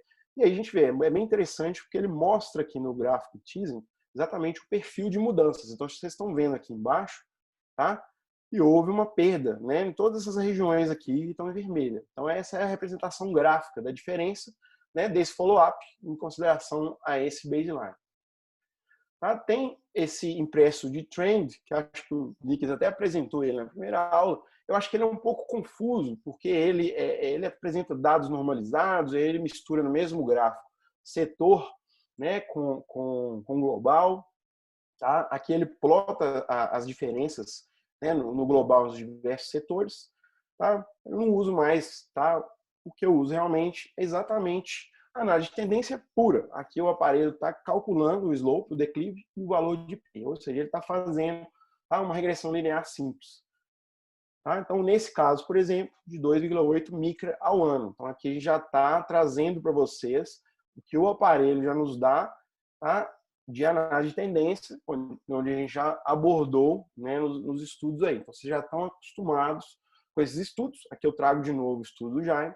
Indivíduos normais, 0,44. Mediana, glaucoma, 0,84. Tá? Como eu já disse anteriormente, também a largura mínima da rima, também fazendo a mesma coisa. Tá? E aqui os valores de alguns estudos. Isso realmente a gente está um pouco mais já acostumado com os valores de camada de fibras, e nem tanto com os outros parâmetros, que são relativamente novos. Tá? E aí, hoje o espectrado já traz o impresso, né, de análise de progressão. Tá? Eu fiz esse slide, então, para a gente tentar, então, mais ou menos estadiar a questão da progressão, como a gente faz com o campo visual. Então, uma progressão lenta, que seria em torno de 1 micra ao ano, você vê que o paciente, né, de um ano para o outro, ele vai perdendo 1 micra. Tá? Ele vai atingir o residual em torno de 30 anos. Então, a gente tem que mais ou menos ver a questão de expectativa de vida, como é que estão os outros parâmetros. Tá? Moderada, seria então 2 micra ao ano. Então, 2 micra todo ano. Esse paciente ele vai chegar no residual em torno de 15 anos. Tá? E uma progressão rápida, seria 3 micra ao ano, ele vai chegar no residual em 10 anos. Então, a gente tem que entender isso para a gente ver se esse paciente já vai chegar, né, no residual e provavelmente já ter uma alteração funcional mais importante. Então, a gente falando um pouquinho então dos exemplos. Vamos trazer os exemplos. Eu vou trazendo o exemplo de cada coisa, cada aparelho, depois a gente migra, né, de outro parâmetro, outro aparelho. Eu acho que fica bem didático assim. Então, essa paciente aqui, ó, a gente trazendo os campos dela de 2016 a 2018, a gente vê aqui uma perda pelo MD em torno de 0,7 decibéis ao ano. Isso aqui está positivo, né? Exatamente porque é o octopus. E aqui desse lado, um slope de 1,5 decibéis. Ou seja, a paciente, na verdade, ela está tendo uma perda de campo, tá? Uma perda um pouco leve. Quando a gente passa a ver a análise de tendência do OCT, a gente já vê que a perda estrutural dela, tá, já não é tão leve assim. Tá? Essa paciente tem uma perda de 7,8 micra ao ano, porque se a gente projetar igual a gente faz, né, com o VFI do campo visual, né, essa paciente atingiria um residual aqui, ó, em 4 anos. Isso no olho direito dela. O olho esquerdo não tão diferente, 5,5 micra ao ano, residual em 6 anos. Então, a gente precisa colocar isso na nossa conta. Essa paciente, como é que tá? Pressão dela, tá? Você vê que o campo deu uma progressão um pouquinho mais rápida no olho esquerdo, o OCT um pouquinho mais no olho direito. Tá? Essa paciente, na verdade, tá? Ela estava com níveis tensionais muito altos. Então, a gente definiu por operar essa paciente. Tá? Aqui, eu falo que ainda é uma limitação do espectrais a análise de mácula. Tá? Esse mapa de desvio com setores, um banco de dados normativo, saiu agora. Tá? Eu tive acesso ao mesmo há 3 semanas atrás. Tá? Então, agora a gente provavelmente, eles vão implementar alguma atualização de software, como eles agora têm um valor normativo, eles provavelmente vão buscar também, tá, uma análise para progressão da mácula no Spectralis, certo? Mas aí a gente vai entrar no CIRRUS. O CIRRUS já tem um pacote, tá, estatístico que ele vai contemplar um pouco mais, né, tanto de parâmetro quanto também a questão da análise. Tá? O CIRRUS, ao contrário do Spectralis, ele trabalha com 2 exames de baseline. Ele faz a média aritmética desses 2 exames. A gente só pode trabalhar com 6 exames de follow-up. Então, se você tem mais, você vai ter que escolher, talvez jogar o baseline para depois. Tá? A gente tem, como o Vital falou, que a gente tem os mapas de espessura e os mapas de desvio. Tá? Coisa que o Spectralis não tem. E aqui a gente vê as taxas de mudança. Tá? Aqui a gente está exatamente com a análise, né, de tendência e a tabela dos valores. Tá? A gente vai ver que vai ter tanto informação baseada em evento quanto em tendência. E a gente vai ter tanto parâmetros quanto da espessura da camada, quanto do nervo óptico, que a gente vai ver um pouquinho mais para frente, que também é da mácula. Então aqui está o impresso dos cílios. Então aqui na frente a gente vê, né, os mapas, né, de espessura, mapa de desvio, aqui a análise de tendência, aqui o mapa TIS com aquela representação gráfica, tá, que o Spectralis tem, e aqui, tá, é a análise de evento, tá, que a gente comentou. Então aqui vocês vão ver na prática, tá, nesse exemplo. Então aqui, ó, a gente vê a análise de tendência. Então aqui a gente está vendo 2,38 micra ao ano, isso no average, no global. E aqui a gente vê a análise de tendência. Então, como eu disse para vocês, ele pega a média aritmética dos 2 exames de baseline, então 73, 71, 72, tá? E aqui a gente vê, o nosso limiar de evento é mais ou menos aqui, em torno de 66, tá? A gente vai falar um pouquinho, é mais ou menos 5 micra. Então, no primeiro momento, né, em que esse limiar ele passa o limiar, ele sinaliza como amarelo. Tá? Nas oportunidades subsequentes, né, quando esse limiar é cruzado, já é uma progressão, então, confirmada.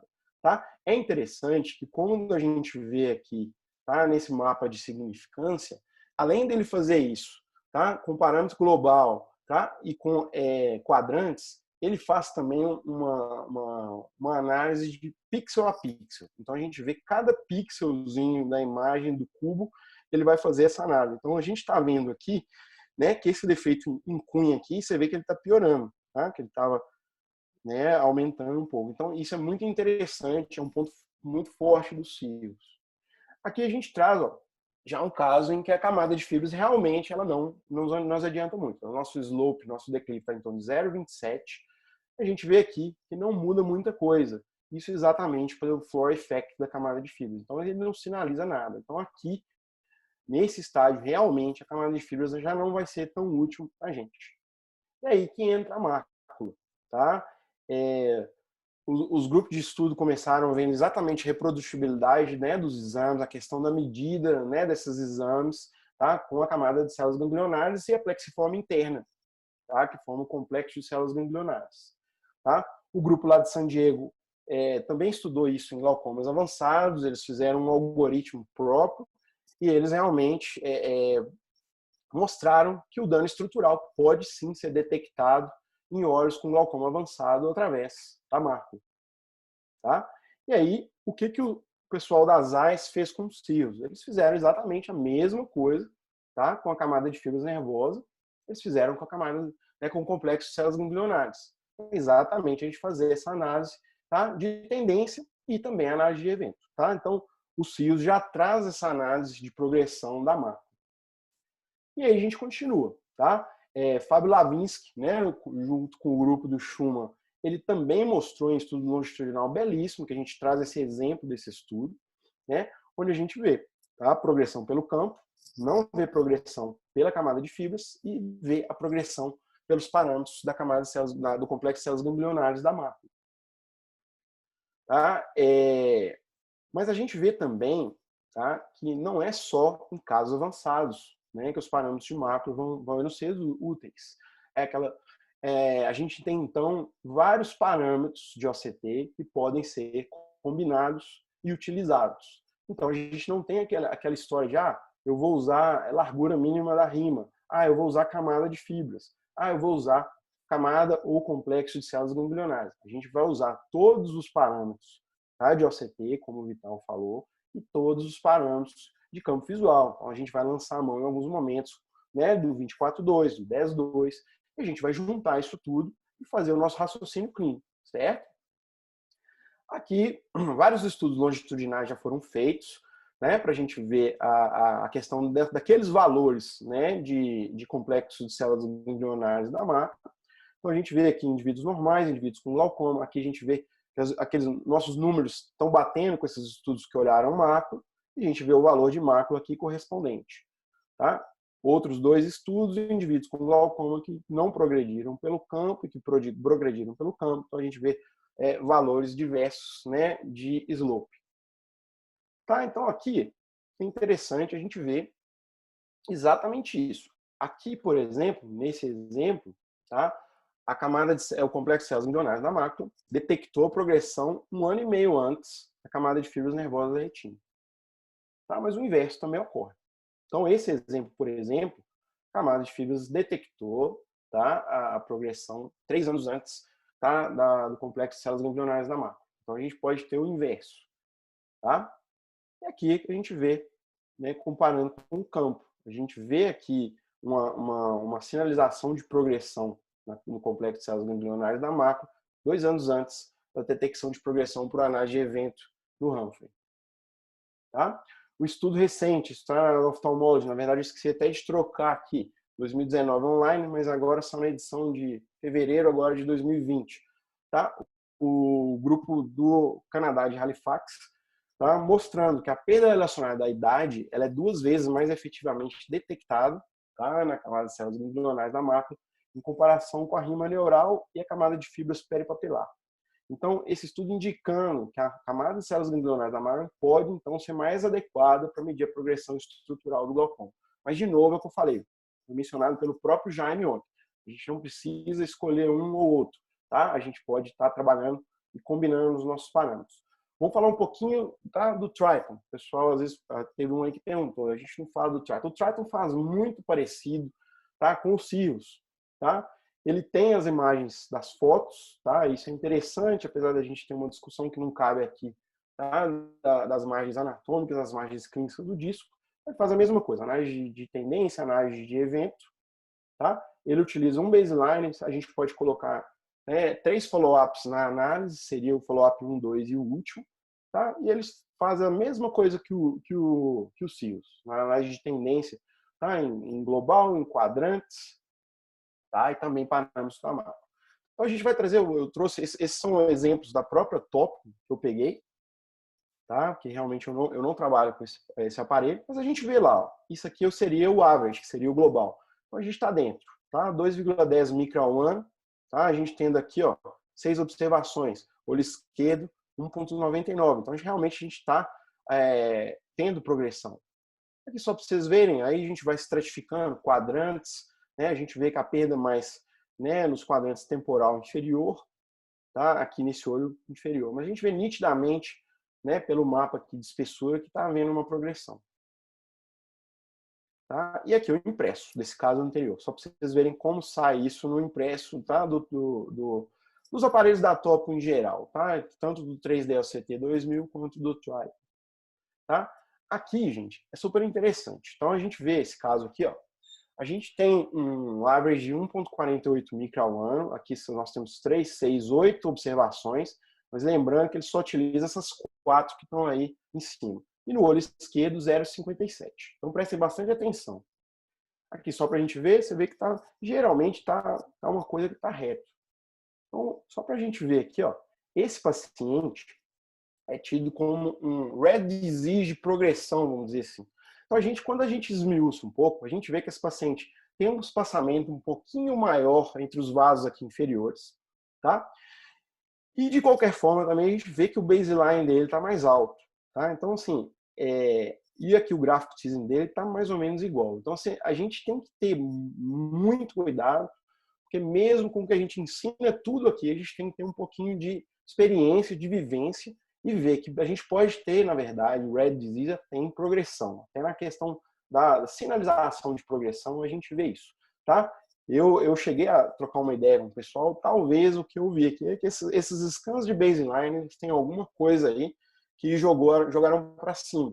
E mesmo na análise de tendência, né, a nossa observação de baseline é ter um peso maior na nossa regressão, tá? E aí, gente, eu estou quase finalizando. Eu vou trazer um exemplo que eu atendi hoje. Eu até mostrei esse caso para o Alessandro, tá? Vou rapidamente nesse caso. Depois eu termino a aula. A gente pode discutir, inclusive, quero a opinião aí dos colegas panelistas sobre o que fazer desse caso. Então, a paciente, tá, 72 anos, hipertensa, comecei a acompanhá-la em 23 de fevereiro. Esse caso ilustra bem como é a realidade nossa, em questão de aparelho, o que faz, o que não faz. Então, assim, eu acho que vai ser bem interessante. Essa paciente veio com uma suspeita de glaucoma há mais ou menos 5 anos, já usando o alfagan Z. Tinha um histórico familiar de glaucoma. A microscopia, uma reação folicular em ambos os olhos, apesar de não ter queixa. Isso me chamou a atenção. uma pressão de 14. E com esse nervo, tá? A gente chamava atenção realmente esse defeito focal no olho direito, tá? E aqui no olho esquerdo, uma escavação verticalizada. Eu fiz eu gosto sempre de fazer um washout para eu realmente ver essa paciente, né, numa mini curva. A pressão dela subiu, né, 3 a 4 semanas, 4 semanas, né, sem o alfagan. Ela teve uma melhorazinha, né, da questão da reação folicular.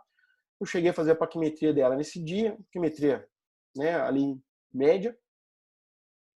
E aqui esse campo, tá, naquela época, 9 de março. Então a gente vê aqui um campo visual, né, com algumas dimensões de sensibilidade aqui em região paracentral, tá? E aqui também um pouco mais espaçado. E aí vem a primeira coisa, gente. Esse dia eu fiz o OCT dessa paciente até escondido do professor Homero. Agora eu posso até falar aqui, se ele estiver vendo, mas realmente é como o Vital falou. Eu realmente não consigo ficar sem o OCT dos meus pacientes. Então, assim, eu realmente, o meu raciocínio fica um pouquinho travado, um pouquinho limitado. Então, não é muito infrequente eu realmente fazer OCT dos pacientes sem ônus para eu ver, né, o que está acontecendo. A gente também fez o 10.2 e aí é interessante, a gente vê que realmente com o 24.2, né, pouco alterado, um 10.2 bem alterado, com defeito realmente batendo com o nosso OCT, tá? E com a nossa avaliação clínica do disco óptico. E aí depois eu realmente, o paciente falou, não, vamos fazer e tal, ela até voltou, não foi tanto tempo depois, tá? Foi aqui em agosto. Eu gosto muito desse scan wide, né, que é dos aparelhos da Top, é um scan que pega, né, tanto mácula quanto disco, tá? Ele é muito interessante, principalmente o Triton, que tem a tecnologia Swept Source, então tem uma qualidade, uma velocidade de escaneamento muito alta, tá? E ele tem um scan muito bom. Então, esse scan é legal porque a gente, né, fazendo um escaneamento único, então aqui não tem combinação nenhuma, tá? Esse escaneamento, ele pega toda a parte e tem tudo que a gente quer. Aí a gente via que o defeito estava lá, tá na mácula, tá? E aqui a gente não via tanto, né? Aqui vocês vão ver, nesses pontos mais periféricos, eles não fazem tanto sentido, tá? Aí, vamos lá. Essa paciente, na verdade, eu na verdade, mudei de clínica, tá? E ela me acompanhou. Então, eu já mudei tanto o campo quanto o OCT. Isso é uma realidade, gente. O paciente, às vezes, vai em outro lugar, faz um OCT de outra marca. Então, vamos ver o que aconteceu com essa paciente. Esses exames são de hoje, tá? Mas eu comecei a acompanhar ela lá no ano passado, tá? Nessa outra clínica. Então, a gente tem aquele início dessa paciente. Para a gente só falar, depois daquela mini cura, daquelas alterações, eu entrei com essa paciente, né, com o Ganfort, e essa paciente se manteve aí ao longo desse tempo aí, de 2019 e esse ano, ela está com pressões em torno de 10 a 12. Então, são pressões que estão relativamente boas. Tá? A gente vê esse campo aqui o 24.2, né, do Octopus é o G, tá? Aqui a gente vê, né, com 3 observações, mas a gente já vê aqui um slope, tá? Tem uma ligeira queda, tá? Aqui do MD. Aqui já seria o campo macular. E aqui é interessante, gente, para a gente ver, ó, essa paciente eu consigo fazer os 2 campos dela no mesmo dia. Ela consegue fazer, tá? Então é prática diária. Estou mostrando mais ou menos o que eu faço. A gente vê que tem um defeito aqui, batendo com aquele 10.2 inicial, batendo com o nosso defeito estrutural. Ela tem uma melhora desse campo, né, no dezembro do ano passado, e hoje você vê que está pior de novo. A questão campo, variabilidade do campo, mas tem uma ligeirazinha queda, limitação que eu só tenho 3 observações. O olho esquerdo a coisa está um pouco melhor, certo? Vocês estão vendo aqui, tá? Que está estável, tanto, né, o G quanto o M. Aqui tem os 3 OCTs dela feitos no Spectralis, que é o aparelho que eu tenho mais experiência, que eu tenho feito. Então, vamos tentar, então, esmiuçar aqui esses 3 OCTs que eu tenho. Tá? O Spectralis não deixa nem eu calcular, fazer análise de tendência, tá? Com 3 observações. Eu preciso de 5, tá? Para eu ter a minha análise de tendência, para ter o meu cálculo do meu slope. Tá? Mas vamos lá. 84, 84, 83, 84, 84, 83. Isso é o global. a gente está vendo que não está mudando muito. Nosso setor aí, em questão, onde a paciente tem um defeito focal, 89, 86, 87. Talvez aqui na representação gráfica, existe aqui um pontinho. A gente já fica, tá? Mas vamos dar uma olhada. Tá? Aqui, ó, em homenagem ao Alexandre, né, que pode, inclusive, né, me dar uma luz nesse caso, aqui a gente tem, né, a largura mínima dessa paciente. Tá? Então, aqui, abril do ano passado, a gente está vendo aqui, ó, 246, 236, 121, 239, tá? Então, vamos ver o anterior de novo, ó, 121, aqui foi para 111, parece que teve uma queda, tá? Mas a gente vê aqui, tá? O algoritmo de segmentação ele tem uma variabilidade um pouquinho maior, a gente tem que esmiuçar mesmo. Aqui 119, tá? 111 já subiu, tá? Então tem a variabilidade, tá, do OCT. Vamos ver a macro desse paciente. A gente já tinha aquele defeito prévio, aqui nessa região temporal inferior, esse aí já é o mapa de desvio novo, né, que o Spectaris tem dado, com o banco de dados normativo, aqui camadas de células ganglionares e aqui à direita a gente vê a espessura total da retina, onde a gente vê todo o trajeto do defeito, camada de fibras peripapilar e camada de células ganglionares e plexiforme interna. É aqui só a camada de células ganglionares. Então a gente vê aqui, ó, 45 de global, 24. 47 com 26. 46 com 24. Então, na verdade, a gente está vendo, não está caindo muito. Tá, gente? Então, fiquem com isso na cabeça. O que vocês fariam nesse caso? Paciente 10, 12 de pressão, com esses exames sendo acompanhado aí, mais ou menos, tá? A cada 6 meses. Tá? Aqui o olho esquerdo está normal. Tá? Então, essa foto aqui, eu não fiz foto dela no final do ano passado, tá? Mas a gente está aqui, ó. Será que isso aqui mudaria o raciocínio de vocês? Vocês estavam pensando aí no campo, no OCT, tá? E aqui, vamos então trazer essa foto de hoje em grande aumento. Tá aí uma bela de uma hemorragia hoje, 29/4. Tá? Então, vamos até discutir. Isso mudaria o raciocínio de vocês? Vocês tenderiam a mexer nisso aí? Ou não? A paciente está estável, porque ela está com pressão de 10 a 12, está relativamente estável. Então, vamos jogar essa para... Vou finalizar a aula, mas vamos jogar essa para discussão. Então, como o Vital comentou, tá? A gente tem que tentar contextualizar todos os exames. A gente aqui não está campo versus OCT, mácula versus camada de fibras versus nervo, não. A gente tem que trabalhar no contexto todo. Inclusive, a nossa avaliação clínica ela é soberana. Tá? E só para a gente finalizar, a gente está tendo uma maneira aí, né, inteligência artificial. Então, a gente vai usar os diversos testes comuns, a gente acompanha os nossos pacientes, tá? E aí a gente vai tentar simplificar, tá? O nosso, né, tanto para diagnóstico quanto para segmento desses nossos pacientes, para a gente ver se realmente a gente consegue o quê? Campo visual, OCT, retinografia, mas também pressão, espessura, dados demográficos, estratificação de riscos, se tem histórico familiar, tá? E principalmente a máquina vai ajudar o quê? A máquina vai ajudar a ver o quê? Padrões, tá? De progressão. E aí utilizando o chamado Big Data, que são grandes datasets, ou seja, um grande conjunto de dados, tá? A gente vai tentar ver alguns padrões, né, tanto de diagnóstico, mas também eu acredito que vai ser o futuro. O Jaime comentou isso ontem, mas aí eu assino embaixo e digo, também para a progressão, tá? A máquina tentar estabelecer e reconhecer padrões, tá? de progressão, né? nesses grandes datasets e aplicar nisso para o nosso paciente.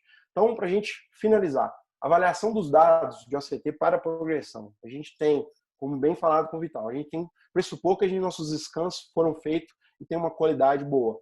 Não esquecer das perdas relacionadas com a idade. A gente tem que levar isso em consideração, gente. Então, aquele valor você tem que printar e tentar raciocinar com ele. Doenças neurodegenerativas. Isso realmente, o padrão é um pouco diferente, mas a gente tem isso em mente. Esse paciente, filha comentou, ele parece que piorou. Eu vi que da última vez ele deu uma piorada, né, no cognitivo dele. Gravidade da doença, número de testes, como belíssimo mostrado pelo estudo do Ricardo Abe. Então, resumindo, a análise de eventos, tá? Ele faz 5 micra, tá? voltando aqui, gente, super interessante, né? A gente tem que ressaltar a importância na análise de eventos do nosso baseline. Então, o baseline tem que ser bem de uma qualidade muito boa. E outra coisa que eu deixei para falar de propósito no final. Quando você muda o tratamento, ou seja, o tratamento clínico, ou às vezes uma cirurgia, a gente tem que mudar o nosso baseline, porque a gente quer saber se a partir daquele momento, tá? É que se o paciente progrediu a partir daquele momento onde você instituiu a nova terapia. Então aí você tem que pegar um baseline de depois e começar a olhar daqui para frente, tá? Tendência, uma dependência um pouco menor, mas também tem, como a gente viu naquele exemplo da TOP, a gente tem que ficar de olho no baseline. Tendência, como eu disse naquele slide, a gente avaliando o percentil 5%, tá, de indivíduos normais em estudos longitudinais, a gente vai ter por volta de 0,92 micra ao ano. Tá? E, para fechar, combinar informações, gente. Camada de fibras peripapilar, cabeça do nervo óptico e complexo ou camada de células ganglionares da mácula, dependendo de cada aparelho. E aí sim, a gente tem que ver se faz sentido o dano. Tá? Não adianta você ter um defeito na camada de fibras e não ter nada na mácula naquela região e ter um defeito na mácula em outra região e nada na camada de fibras. Tá? A gente tem que fazer sentido. E, claro, obviamente, correlacionar o OCT, foto, ou seja, estrutura, com a função que é o campo visual. Gente, mais uma vez, queria agradecer vocês, tá? O convite, a aula bacana, e a gente pode discutir o caso, discutir também a questão né, de algum aspecto da aula, e também queria discutir um pouquinho também, falar um pouquinho, como o Vital falou, da questão de frequência de exames. Obrigado, Alberto. Excelente aula. Eu vou começar com uma pergunta aqui. Eu só queria que você comentasse um ponto para ficar bem claro aqui para todo mundo que está vendo. A gente fala que a média de perda num paciente normal é de 0,5 micra ao ano, num paciente com glaucoma é por volta de 1 micra ao ano. Então, se o paciente chega de uma consulta para outra, ele perdeu 1 micra, que seja, então eu posso falar que ele progrediu, sendo que eu estou, igual você falou agora no último slide, né? A gente tem uma análise de tendência e uma análise de evento. Queria que você comentasse isso e também da variabilidade teste-reteste que tem, né? Que alguns aparelhos pode chegar até 5 micras, né? Então, queria que você comentasse isso, que é uma pergunta que veio bastante aqui relacionada a isso. Ótimo. Eu mencionei na aula, né? Mas eu acho que isso aí é um conceito realmente que tem que ficar bem sólido aí para todo mundo, né? Quando a gente trabalha com uma perda de 1 micra, né? A gente está trabalhando, né? Entre uma observação e outra. Né, com a análise de tendência, a gente vai trabalhar com um limiar de evento. Vocês fizeram um trabalho, né, fantástico, né, a questão do Rule of Five, então seria exatamente esse 5 micra. Mas aí seria 5 micra entre o nosso exame de baseline e aquele exame que a gente está observando mais à frente. E isso é perigoso, exatamente por essa questão da variabilidade. Aí você vê que tem um valor maior. 1 micra para a gente avaliar de mudança, a gente sabe que os aparelhos aí, eles têm uma variabilidade, né, teste-reteste, que, como você mesmo mencionou, ela chega próximo disso. Mas quando a gente trabalha com análise de tendência, aí a gente não está, é uma pergunta que o pessoal realmente sempre faz, não é 1 micra, tá? Aí é um paciente que ele está perdendo 1 micra ao ano. Então, quando a gente faz aquela regressão linear, as nossas observações estão estimando que aquele paciente ele está perdendo 1 micra todo ano. Então, é um valor substancialmente maior. É aquilo que eu falei. Tá? Ele está estimando que ele perde 1 micra todo ano. Então, aqueles exemplos que eu dei, então, por exemplo, se ele está perdendo 1 micra ao ano, ele está de 80 e no outro ano ele está 79, 78, só que realmente a nossa análise de tendência, a nossa regressão linear é que está estimando isso. Então, por isso que eu acho que eu sou um pouco mais conservador em relação a indivíduos suspeitos. A gente viu naquele estudo do Atsuya Miki que os pacientes que progrediram pelo campo eles tiveram um slope de em torno de mais de 2 micra ao ano, tá? Exatamente porque o indivíduo suspeito ele inclusive tem uma margem, né, para perder, tá? E o paciente com glaucoma ele já vai ter menos para perder. Então talvez indivíduo já com glaucoma diagnosticado, tá? Talvez eu considere um slope um pouquinho menor como progressão. Agora, no indivíduo suspeito, tá? Que a gente está acompanhando, tá? E que ele pode, às vezes, ter tido uma sinalização de progressão, como esse caso da atópico, a gente tem que realmente esmiuçar. aí talvez o 1 micra ao ano ele vai te derrubar, principalmente quando você tiver um número grande de observação, que esse é um perigo né? Quando você tem muita observação, você acaba tendo um valor estatisticamente significativo, tá? E talvez a gente vai ter, nesse caso, em alguns casos, a gente pode ter uma doença vermelha em progressão, como eu pude mostrar nesse último caso da TOP. Ótimo, acho que o Dr. Vital quer fazer um comentário, né? Não? Só ele gosta. Negativo, não. A Carol, acho que quer fazer um comentário, né, Carol? Alberto, parabéns, excelente aula, como sempre. Alberto, eu tenho duas perguntas para você. Uma, a gente sempre discute isso, eu já discuti com você algumas vezes, em relação à correção para a idade, né? A gente sabe que o Spectralis, ele faz isso, né? Pelo menos é o que o aparelho advoga, né? Que ele faz uma regressão linear corrigida para a idade. Eu queria saber com você como é que você lida com isso no dia a dia. E a gente sabe, né, você mesmo citou o trabalho do Ricardo, que a gente fez em San Diego, mas na sua prática clínica, como é que você faz a frequência de exames que você pede para glaucoma leve e moderado? Porque os extremos a gente já sabe, né, como é que a gente lida, mas principalmente os glaucomas leves e moderados, você tem uma frequência para pedir o OCT e analisar a progressão deles pelos pacotes estatísticos. Joia, Carol, excelentes perguntas. Essa discussão da idade a gente já teve ela, né, com você, com o Alexandre. Eu já conversei, né, com o próprio Ali da Heidelberg. Ele fala que o aparelho leva em consideração, né, o aging, mas quando eu já fiz inclusive isso. Eu já peguei os valores e plotei, né, os valores. O slope é o mesmo. Então eu faço uma regressão linear simples, entendeu? Dá o mesmo valor que dá naquele impresso, né, de progressão dos Spectralis. Então, na verdade, não acho que esteja levando em consideração esse efeito de age. Então, isso a gente faz exatamente do jeito que eu passei para vocês. A gente considera um valor, e eu acho que esse valor de 0,92 é um valor seguro, porque ele trabalha da mesma maneira como o banco de dados normativo dos aparelhos, ou seja, ele trabalha com um percentil menor que 5%, tá? Claro, tem que levar em consideração, né? Como eu disse na pergunta do Alessandro, né? É suspeito, né? Pode ter um slope às vezes, né, um pouco mais rápido, então prestar bem atenção. Não é puramente, não, eu vou acreditar nesse valor do Alberto e aí deu tudo acima de 1, tá progredindo. Eu mostrei um exemplo muito bom da Topcon aí que derrubou. E aí ver se tem alguma coisa errada, né, ou não, tá? E avaliar junto com as outras informações. Em relação à frequência de exame, o Vital falou. Mais ou menos, né, o que ele faz é o que eu faço. Eu acho que realmente raciocinar sem o OCT é um pouco complicado, tá? Então, o que eu faço na prática?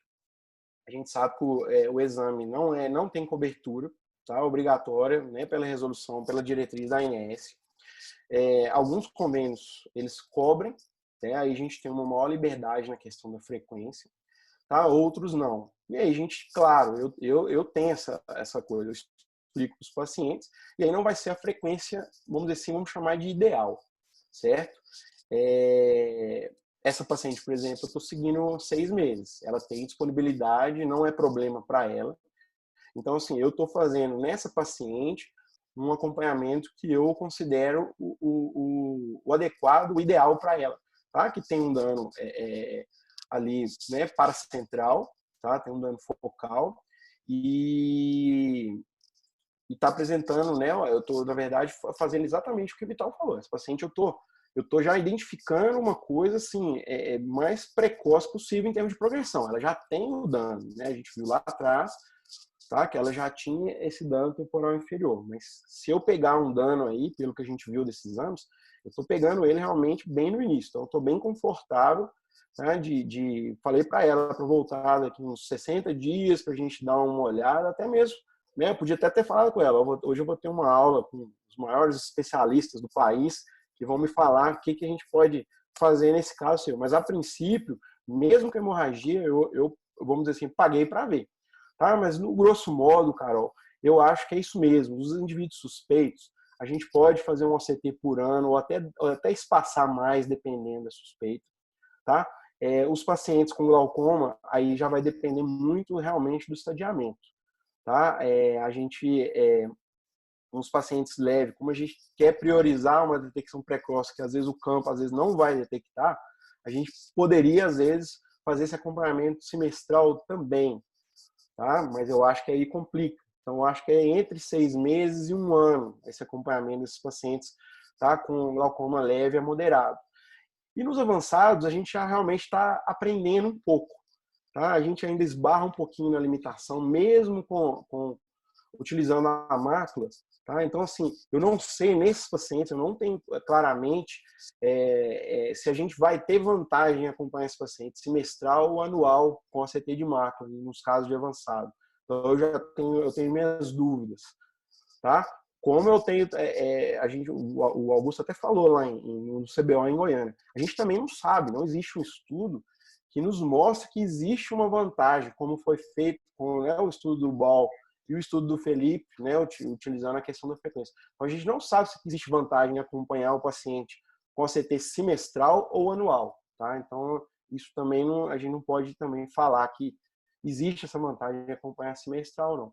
Tá? Então, o conselho, resumindo isso tudo que eu falei, que eu daria, é a gente nunca deixar de oferecer para o paciente, que eu acho que existe a tecnologia, e ele precisa ser ofertada a ele, mesmo que tenha, né, um custo para ele. Eu acho que essa decisão passa a ser dele, se ele realmente não tem condição de fazer o exame. Aí é uma condição que vai fugir da parte da indicação. Esse paciente pode, inclusive, se não for ofertado a ele esse exame, ele pode, inclusive, acionar, falar, o doutor nem falou desse exame para mim, nem sabia que existia. Se tivesse me falado que seria bom fazer, eu teria feito, tá? E ressaltando o que o Vital falou, para mim é muito claro, o ACT ele é para diagnóstico, tá? Mas principalmente para monitoramento de progressão e também para a questão de monitoramento de suspeita, um suspeito que vai às vezes converter. Tá? Então, eu acho que simplificar, colocar o ACT como uma ferramenta só diagnóstica e fazendo um ACT transversal, ele vai me ajudar? Claro que vai, mas eu preciso de um ACT longitudinal. Eu acho que é isso que a gente precisava lutar para a gente conseguir fazer isso dos nossos pacientes. Eu acho que, assim, claro, existem umas peculiaridades, talvez não caiba aqui discutir frequência comparada com o campo e o OCT. Existe sim uma diferença, não é simplificar e falar, não, o paciente tem que fazer o OCT igual, com a frequência igual de campo. Não, de forma nenhuma. Mas a gente precisa fazer os nossos OCTs com uma certa frequência dentro do possível. Claro, tem a questão custo aí para a gente botar na nossa equação. Muito bom, Alberto. A gente vai encerrar por causa do horário. Quem sabe, né? De última hora, falou aí 1 hora inteira. Eu acho que eu consegui entrar no segundo tempo e deixar o meu guardado, né? Muito obrigado. Obrigado a todos por participarem mais um dia. Amanhã, as 2 últimas aulas, a da Carol sobre o laudo do exame de OCT, e depois o Dr. Mauro vai falar de 5 casos práticos, né? E aquelas perguntas que a gente fez durante o dia, a gente vai repetir. Tá bom? Obrigada, pessoal. Obrigado. Tchau, gente.